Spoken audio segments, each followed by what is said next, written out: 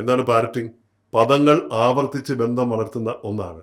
നമ്മളൊരാളോട് സംസാരിക്കുമ്പോൾ വാക്കുകളോ ശൈലിയോ ഉപയോഗിക്കുമ്പോൾ അവർ പറഞ്ഞ ചില കാര്യങ്ങളുണ്ട്.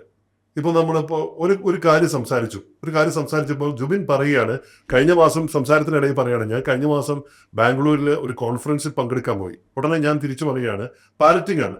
ആ കോൺഫറൻസ് നല്ല കോൺഫറൻസ് ആണ്, ഞാൻ അതിനെക്കുറിച്ച് വായിച്ചിരുന്നു, ഞാൻ കുറേ വീഡിയോസ് കേട്ടിരുന്നു.